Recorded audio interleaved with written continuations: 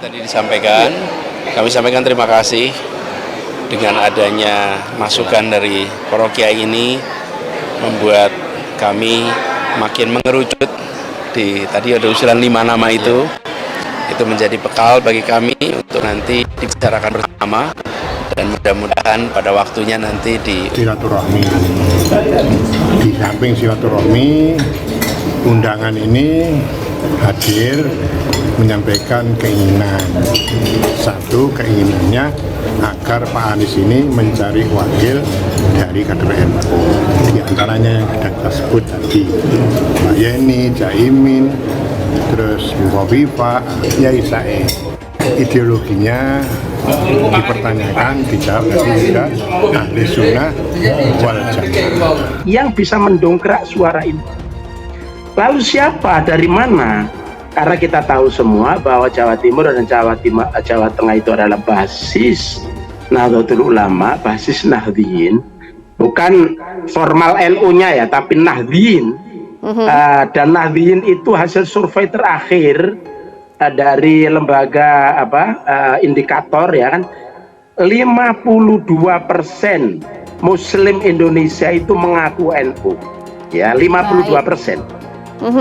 Muslim Indonesia. Nah, dari 50% itu basis terbesar ada di Jawa Timur, Jawa Tengah, selain di Jawa Barat.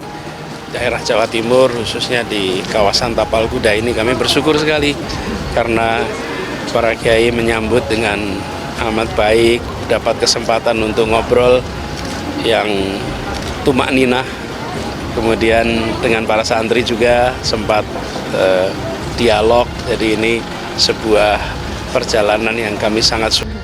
Apalagi kita tahu PWNU Jawa Timur adalah kandang dan basis NU, organisasi terbesar se-Indonesia, bahkan sedunia dalam konteks jamaah umat Islam ya. Jadi ada 48% orang Indonesia yang merasa dekat dengan NU. NU menjadi kekuatan elektoral yang luar biasa. Dan kunjungan Mas Anies ke Jawa Timur secara elektoral sangat strategis.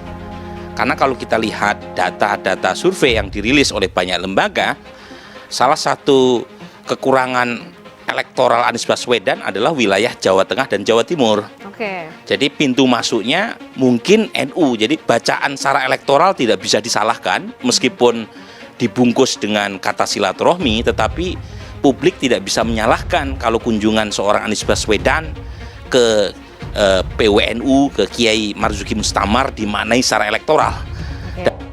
Ke basis-basis NU, ke Kiai-Kiai NU, baik yang langsung disampaikan Mas Anies maupun kepada kami. Kami itu pengurus Nasdem, kan? Kalau sowan-sowan ke kiai-kiai terutama di Jawa Tengah dan Jawa Timur. Juga sekaligus masukan dari sejumlah lembaga survei, baik secara langsung kepada kami maupun hasil survei mereka, gitu ya, bahwa kami Mas Anies masih jeblok hasil surveinya di Jawa Tengah dan Jawa Timur. Kalau nggak salah, Mas Burhan bisa koreksi. Jawa Tengah mungkin baru 9% kalau nggak salah, atau 7% gitu ya. Jawa Timur kalau nggak salah sekitar 12 apa 13%. Kekuatan Anies Baswedan itu di DKI, di Sumatera, di Jawa Barat dan Banten. Tetapi kelemahannya di Jawa Timur dan Jawa Tengah. Nah, kalau kita lihat data, ini data yang berbicara ya. Sejak 2004 Pilpres pertama kali dilakukan sampai 2019 yang terakhir, itu tidak ada capres yang menang tanpa mengantongi kemenangan di Jawa Tengah dan Jawa Timur. Jadi siapapun kalau pengen menang, dua provinsi ini adalah kunci. Jadi menurut saya kehadiran Anies Baswedan ke Surabaya, kemudian dilanjutkan ke Malang, bukan hanya ketemu Kiai Marzuki Mustamar, tapi juga ketemu dengan raja media lokal dan nasional, Dahlan Iskan, tidak bisa dilepaskan dari upaya untuk mengurangi kelemahan elektoral tadi. Membutuhkan satu figur yang merepresentasikan mereka di puncak kepemimpinan nasional. Karena ada seorang figur yang bisa dicontoh. Setelah kami melihat tiap hari ada cacian makian, beliau alhamdulillah dihadapi dengan salama. Idza khatabahumul jahiluna qalu salama. Ini adalah pilihan kita semua. Mudah-mudahan dengan kehadiran beliau di pondok pesantren ini bisa memotivasi santriwan santriwati kami semuanya untuk lebih giat belajar, untuk lebih. Anies terima rekomendasi 5 cawapres kalangan NU dari Kiai di Surabaya. Dikutip dari liputan6.com Jakarta. Bakal calon Presiden Koalisi Perubahan Anies Baswedan menuturkan dia telah menerima rekomendasi para kiai terkait nama calon wakil presiden cawapres dari kalangan Nahdlatul Ulama. Ya, tadi siang saya menerima rekomendasi nama yang disampaikan oleh para kiai di Surabaya. Kemudian saya terima itu. Saya sampaikan terima kasih bahwa sudah ikut memikirkan, sudah ikut melihat nama-nama yang bisa berjuang bersama, kata Anies di Jakarta Theater Kamis 10 Agustus 2023. Anies mendapatkan dukungan sejumlah kiai melalui risalah Sidoresmo di Pondok Pesantren Islam At-Tauhid Sidoresmo, Surabaya, Kamis 10 Agustus 2023. Anies diberikan rekomendasi nama cawapres dari kalangan NU, yaitu Yeni Wahid, Muhaimin Iskandar, Hovifah Indar Parawansa, Agus Harimurti Yudhoyono hingga Mahfud MD. Anies mengatakan bukan masalah sekedar nama, tetapi ia menitik beratkan bahwa ulama serius memikirkan nama tokoh yang akan mendampinginya. Bagi kami bukan hanya sekedar soal namanya, tapi kenyataan bahwa para kiai dan ulama secara serius memikirkan ini membekali kami dengan doa, membekali kami dengan arahan, bahkan membekali kami dengan pilihan, katanya.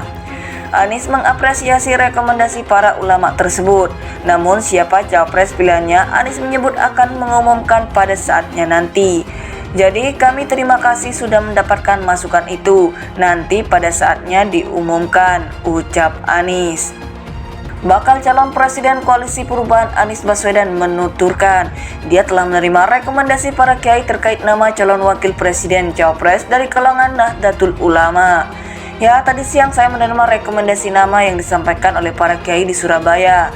Kemudian saya terima itu. Saya sampaikan terima kasih bahwa sudah ikut memikirkan, sudah ikut melihat nama-nama yang bisa berjuang bersama, kata Anies di Jakarta Theater Kamis 10 Agustus 2023.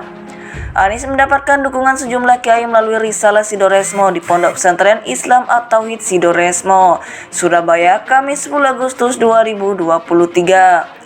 Anies diberikan rekomendasi nama cawapres dari kalangan NU, yaitu Yeni Wahid, Muhaimin Iskandar, Hovifah Indar Parawansa, Agus Harimurti Yudhoyono hingga Mahfud MD.